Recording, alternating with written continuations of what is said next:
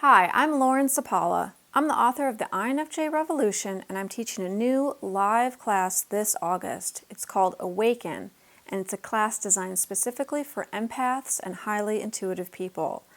We're going to be talking about a lot of different topics in this class that empaths and highly intuitive people struggle with. But one of the most important topics we'll be covering is the topic of energy vampires. I've heard from so many of you, clients and students, people on my email list who said they were really interested in this topic and they really wanted me to explore it during this class. So we're definitely going to be diving deep into it. So I want to give you a taste of what we're going to be talking about in this class as you decide whether or not this is for you. So we'll talk a little bit about energy vampires in this video, and I'm going to give you a couple strategies on how to deal with them. The thing about energy vampires, most people who are empaths or intuitives have dealt with them all their lives, right? I mean, I'm included in this. Since I was a very small child, people have been attracted to me who just want to drain me dry. Now, the thing is, I have always thought this was because I had such strong empathy, because I had such strong compassion. So I was always willing to lend an ear, lend a hand. I was always willing to be there. Now that's part of it, but that's not the whole story. And this is where most empaths and intuitives get a little mixed up, because they tend to assume if I want to make sure that I don't draw these kinds of people in, I need to be less empathetic. I need to be less kind and less compassionate. I need to be really tough, and I need to be kind of rejecting of people. Now this is such a conflict because this goes against the empath or highly intuitive person's natural temperament. We naturally are empathetic, we are natural listeners, we are naturally kind and compassionate. So for us to become rejecting and start sort of like pushing people away in a very tough manner doesn't feel right to us. Well, the thing is, it's not actually entirely true that it's our heightened empathy that attracts psychic vampires to us. That's part of it, but the other part is our energy signature. Your energy signature is like your energetic fingerprint. It is your energy field. It's the reading on your energy field that other people subconsciously react to. We all have one. We all have an energy signature, just like we all have fingerprints that's unique to us. The thing is, empaths and highly intuitive people tend to all carry a very similar energy signature. And it is this similar energy signature that draws in energy vampires. So what is it? What's in our energy field that's drawing this kind of stuff in and these toxic people in?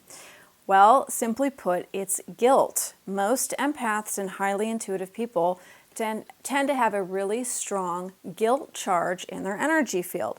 Now, this can stem from a variety of places. Many of us had dysfunctional childhoods. We had toxic parents ourselves. We were imprinted early on with the message that we were in the way, or we were a burden, or our parents couldn't handle us, or we needed to play along with the dysfunction, or we would be outcasted from the tribe. So many of us grew up with this guilty feeling of it's not okay for me to exist, it's not okay for me to take up space, it's not okay for me to have needs, it's not okay for me to voice my own truth, speak my own truth, it's not okay for me to be me, right? I'm weird, I'm wrong, I'm in the way.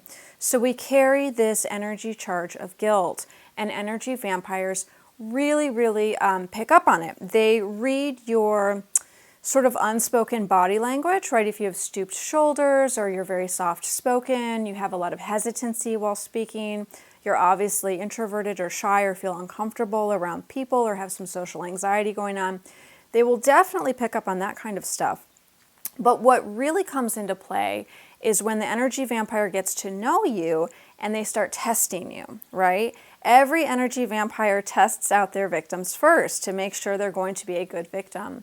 So what they do is they will start making little requests of you and then making demands of you. They will expect you to drop everything for them. They will expect you to give them hours of your time, right? They will make requests that are inappropriate. They will make demands that are inconvenient, if not harmful to your mental health, and they will expect you to meet them. When you don't meet them, when you say no, when you try to put up that boundary, that's when they go in for the kill. that's when they use that guilt piece that's already in your energy field and they manipulate it and turn it back against you. They make you feel very, very guilty. They might accuse you of being selfish. They might play the victim card themselves, that there's never anybody around for them. Like they knew they could never count on you. You're abandoning them. Like they're so hurt that you're doing this. Again, it always comes back to you're being a very selfish person for having needs of your own or putting up any boundaries. And when we feel that guilt is activated in our energy field. It feels so uncomfortable and so unpleasant that we will do anything to alleviate it. So then we meet the energy vampire's needs again and again and again. So how do we stop this? How do we stop this vicious, toxic cycle that so many empaths and intuitives are in? Well, the first step is that we see the game. We see the game we're playing. We recognize it for what it is. It's a game. It's not actually a valid evaluation of us being too selfish, right? This is a psychological game, and it is being used to trap us. We can get out of it just as easily as we got sucked into it. So the second part of this is we work with the guilt piece in our energy field. This takes a little bit more inner work, and this is going to be something we're tackling in the class this August. This is a 4-week class. It's live. It's every week starting August 10th. We're all going to be working together as a group. We're going to have a Facebook group. We're going to have live Zoom classes. We're going to have creative time to work silently together. But we're going to be working with stuff like this. Like, how do we get that guilt piece that's lodged in our energy field out of our energy field so we stop attracting these energy vampires? How do we shift our energy so that we can become more empowered?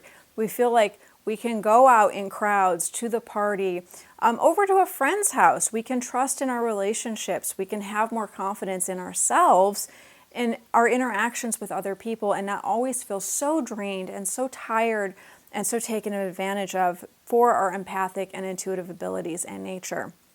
So my next video, I'm going to be talking about another psychological game that even very nice, well-intentioned friends or acquaintances might play with you.